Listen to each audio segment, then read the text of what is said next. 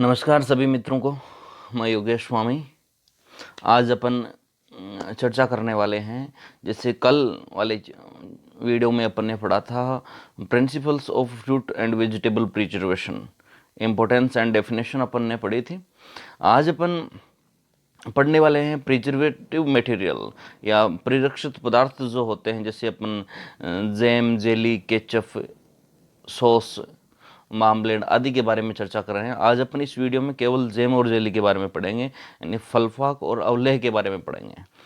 मैं उम्मीद करता हूं कि पिछले वीडियो से आप ज़रूर लाभान्वित हुए होंगे और आपको आने वाली जेट और ICRB के एग्ज़ाम में निश्चित रूप से लाभ होगा। बिना समय गंवाए अपन चर्चा करने वाले हैं फलपाक की या जेम की। सबसे पहली बात तो इसकी डेफिनेशन पढ़ी जाएगी, इसकी परिभाषा क्या होती है। तो फलों के गुद्दे को चीनी व खटास के साथ मिलाकर तैयार किया गया पदार्थ जेम या फलपाक कहलाता है। या दूसरे शब्दों में अपन कह सकते हैं कि फलों के गुद्दे को चीनी व खटास के साथ मिलाकर के इतना पकाना कि उसकी TSS वैल्यू 67 to 68% हो जाए, कुल घुलनशील ठोस पदार्थ 67 से 68% तक पहुंच जाए, तैयार पदार्थ है वो जेम कहलाता है। जेम हमेशा अपारदर्शी होता है एवं शुद्ध ठोस पदार्थ होता है, तरल लिक्विड इसके अंदर बिल्कुल भी नहीं होता। जेम एक अपारदर्शी पदार्थ है तथा शुद्ध ठोस होता है। इसके अंदर चीनी की मात्रा है वो 68% टोटल सोल्यूबल सॉलिड इसका होता है, TSS होता है। अम्लता की बात यदि अपन करें तो अम्लता है वह 0.5 से 0.6%। बहुत ही महत्वपूर्ण क्वेश्चन है, फलफाग में अम्लता प्रतिशत कितना होता है? 0.5 से 0.6%। कुल टोटल जो फ्रूट है इसका वो 45% होता है। दूसरा रिपीट यदि किया जाए, क्वेश्चन बनता है कि जेम के अंदर कुल फलों का भाग कितना होता है, तो 45% होता है। जेम का प्रिजर्वेशन करने के लिए चीनी महत्वपूर्ण भूमिका निभाती है। ये क्वेश्चन भी बहुत महत्वपूर्ण है कि जेम का परिरक्षक पदार्थ क्या है, तो इसका प्रिजर्वेशन है वो चीनी या शुगर करती है। और अपन ने शुगर पिछले वीडियो में ये पढ़ा था कि कितने प्रतिशत शुगर ऐड करने पर प्रिजर्वेशन हो जाता है। उसके बाद यदि बात की जाए कि कौन से फलों का जैम सबसे अच्छा बनता है, तो सबसे फर्स्ट नंबर पर है वो सेब आता है। सेब के बाद पपीता का बनाया जा सकता है, स्ट्रॉबेरी का बनाया जा सकता है, बेर का बनाया जा सकता है, आंवला का बनाया जा सकता है, अंगूर, खुबानी व गाजर का बनाया जा सकता है। बात करें कि यदि अपन बनाएं तो चीनी कितनी मिलाएं इसके अंदर, सबसे महत्वपूर्ण यदि घरेलू स्तर पर यदि अपन को जैम बनाना है तो कितने प्रतिशत शुगर है वो ऐड करेंगे। तो यदि खट्टे फल हैं जैसे करौंदा है, कच्चा आम है, तो चीनी अपन है वो 1 kg फलों के ऊपर 1.25 किलोग्राम शुगर ऐड करेंगे। यदि मीठे फल हैं जैसे सेब है, फालसा है, पपीता है, तो पर केजी फ्रूट पर अपन 750 ग्राम शुगर ऐड कर देंगे। यहाँ बात क्लियर होने के बाद अपन बात करें कि साइट्रिक एसिड है वो कितना मिलाया जाए, तो साइट्रिक एसिड जैसे 1.5 ग्राम मिला देंगे प्रति केजी फ्रूट की रेट से।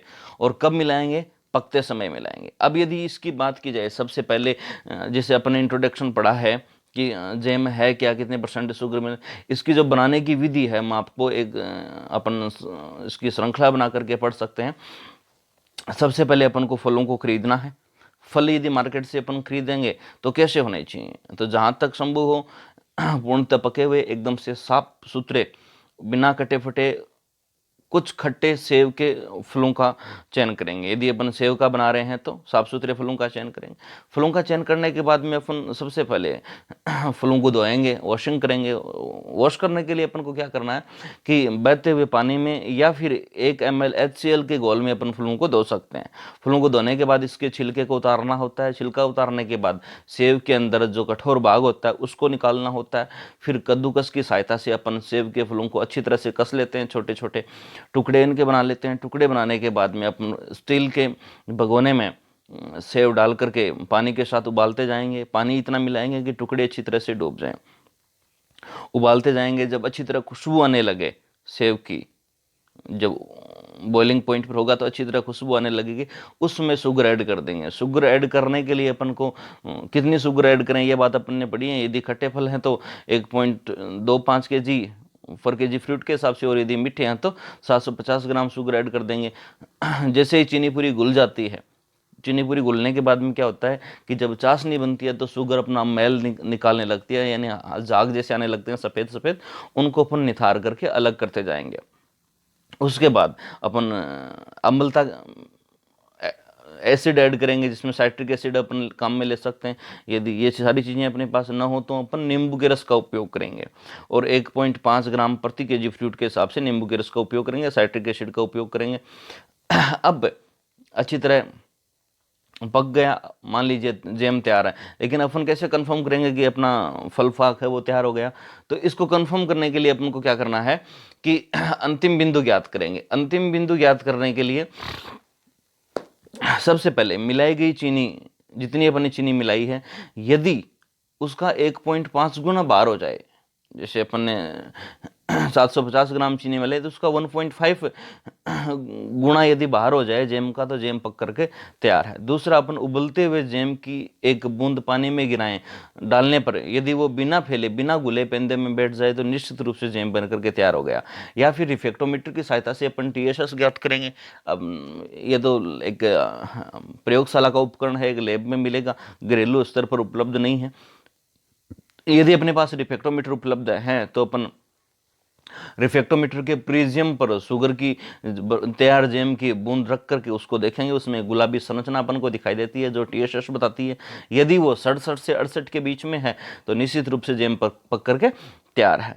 उसके बाद अपन उसका टेम्परेचर ज्ञात करके फूड थर्मामीटर होता है, उससे अपन तापमान ज्ञात करेंगे। तापमान ज्ञात करने के लिए अपन को क्या करना है कि फूड थर्मामीटर का यूज करना है, और यदि तापमान 105 डिग्री सेंटीग्रेड या 220 से 221 डिग्री फ़ारेनहाइट है तो निश्चित रूप से जैम पक करके तैयार है। उम्मीद है जैम आपको समझ में आएगा। नेक्स्ट अपन बात करते हैं अब जेली की। जेली क्या है? जेली को हिंदी में अपन अवले कहते हैं। अवले है क्या क्या है? तो सबसे पहले अपन इसकी डेफिनेशन पढ़ेंगे कि फलों के रस को, देखना ध्यान देना, जैम में अपन ने फलों का गुद्दा पढ़ा था, तो यहाँ पर हम पढ़ेंगे फलों के रस को, पेक्टिन युक्त रस को चीनी के साथ व अम्लता के साथ मिलाकर तैयार किया गया पदार्थ जेली कहलाता है। फलों के रस को चीनी व अम्लता के साथ मिलाकर तैयार किया गया पदार्थ जेली कहलाता है। फलों के रस को अम्लता व चीनी के साथ तैयार करके बनाया गया पदार्थ जेली कहलाता है। जेली हमेशा पारदर्शी होती है, ट्रांसपेरेंट होती है, आर पार उसके दिखाई देता है। अच्छी जेली बनाने के लिए सबसे अच्छी जेली अमरूद की बनती है, उसके बाद अपन आम की बना सकते हैं, करौंदा की बना सकते हैं, अंगूर की, जामुन, नारंगी, खट्टे सेब, आलू बुखारा आदि की जेली बनाई जा सकती है। एक जो आइडियल जेली है उसकी आइडेंटिफाई कैसे करेंगे, उसके किस प्रकार की एक अच्छी जेली दिखाई देगी? तो सबसे पहले बात करें, जेली हमेशा चमकदार, आकर्षक व पारदर्शक होती है। चमकदार का मतलब तैयार जेली को यदि अपन काटें तो वो एक चमकदार किनारों के रूप में कटती है, अट्रैक्टिव होती है, इसके साथ साथ ट्रांसपेरेंट होती है। ठंडी होने पर जिस पात्र में रखा जाए उसी का आकार, जिस कटोरी में अपन डालेंगे तो कटोरी के आकार की हो जाएगी, ग्लास में डालेंगे तो ग्लास के आकार की हो जाएगी, और चाकू से काटने पर चमकदार टुकड़ों में यदि कटती है तो एक वो अच्छी जेली है। जेली के अंदर यदि TSS की बात की जाए तो 65% जेली का TSS होता है, यानी शुगर की मात्रा है वो टोटल सोलेबल सॉलिड है वो 65% है। ये क्वेश्चन जेट एग्जाम में आया हुआ है कि एक अच्छी जेली की TSS मात्रा क्या होती है, तो 65% होती है। उसके बाद यदि बात की जाए जेली बनाने की विधि क्या है, तो यदि मान लीजिए अपन को अमरूद की जेली बनानी है, तो अमरूद की जेली बनाने के लिए सबसे पहले अपन अमरूद का चयन करेंगे। सिलेक्शन ऑफ फ्रूट में यदि अपन प्रीमेच्योर अधपके फलों का उपयोग करें, अमरूद के अधपके फलों का चयन करें तो बेहतर रहेगा, क्योंकि अधपके फलों के अंदर पेक्टिन है वो प्रोपेक्टिन के रूप में पाई जाती है, जो पकाने पर पेक्टिन में कन्वर्ट हो जाती है, अतः पेक्टिन की मात्रा अधिकतम रहेगी। उसके बाद फलों को अच्छी तरह से धोना, वो बहते हुए जल में या 1 ml HCl का उपयोग करके अपन फलों को धोएंगे। फलों को धोने के बाद अच्छे से उनके टुकड़े करने के बाद रस की मात्रा निकालना। रस निकालने के लिए अपन भगोने में टुकड़े डाल करके आवश्यकता अनुसार पानी कितना, जब टुकड़े पूरे डूब जाएं उतना ही पानी डालेंगे और उबालेंगे। उबालने पर क्या होगा कि पेक्टिन जितनी भी है अमरूद के फलों के अंदर वो रस के साथ बाहर आ जाती है। उसके बाद अपन अच्छा मलमल का कपड़ा या जेली बैग लेकर के रस को अलग कर लेते हैं और गुद्दे के जो टुकड़े हैं उनको अलग कर लेते हैं। उसके बाद अब चीनी की मात्रा मिलाएं, तो चीनी की मात्रा डिपेंड करती है पेक्टिन पर। जितनी प्रतिशत पेक्टिन है रस के अंदर उतनी ही अपन चीनी शुगर ऐड करेंगे। तो पेक्टिन की मात्रा ज्ञात करने के लिए दो विधियां हैं। एक तो अपन करते हैं स्प्रिट या एल्कोहल परीक्षण करते हैं, या जेलीमीटर का उपयोग करते हैं। जेलीमीटर एक बेलनाकार नली होती है, उसके नीचे से यूं इस प्रकार से अंगूठा लगा करके पेक्टिन भरते हैं, और कुछ समय के बाद जब उसको खाली किया जाता है तो ऊपर संरचना दिखाई देती है, जितनी पेक्टिन है उस हिसाब से शुगर ऐड की जाती है। दूसरा एल्कोहल या स्प्रिट परीक्षण है। इसमें क्या करते हैं अपन कि इस एल्कोहल या स्प्रिट क्या करती है कि जितनी पेक्टिन होती है उसको जमा देती है। अपन 2 चम्मच पेक्टिन युक्त रस लेंगे और 1 चम्मच एल्कोहल लेंगे और उसको बिक्कर में डाल करके अच्छी तरह हिलाएंगे। अब क्या होता है कि पेक्टिन एल्कोहल या स्प्रिट के संपर्क में आते ही जम जाती है। अब जितनी ज़्यादा पेक्टिन होगी उतना जमाव अच्छा होगा। तो अपन क्या करेंगे, अब बीकर को उल्टा करके गिराएंगे और किसी प्लेट में खाली करेंगे।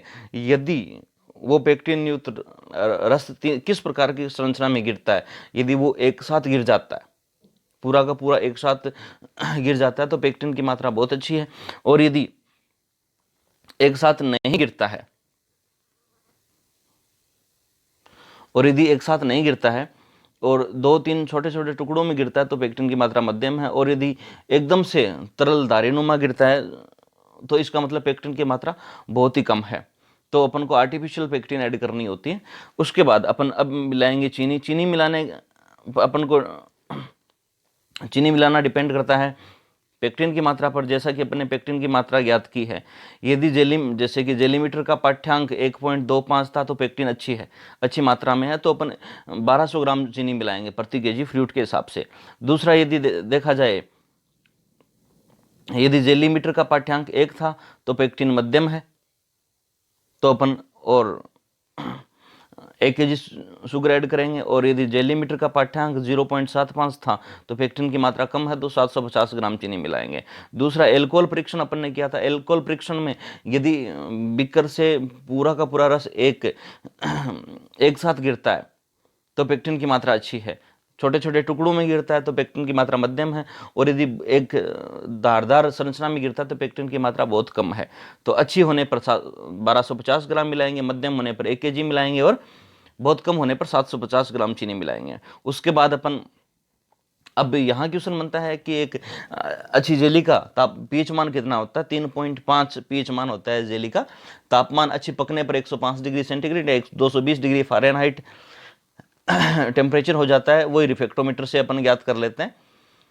अब जेली बनाते समय कुछ समस्याएं आती हैं, जैसे विपिंग जेली या जेली का न जमना। जेली का न जमना का कारण है ज़्यादा चीनी अपन ने मिला दी, या बहुत ज़्यादा पका लिया, बहुत कम पकाया, या पेक्टिन की मात्रा कम है, इसका कारण है न जमना। एक होता है जेली का रोना या विपिंग जेली। विपिंग जेली का मतलब वो जेली को अपन ऊपर रख देंगे तो बीच बीच में से उसे फूट फूट करके पानी निकलने लगता है। इसको जेली का रोना कहा जाता है या विपिंग जेली कहा जाता है। इसका कारण है कि यदि अपन ने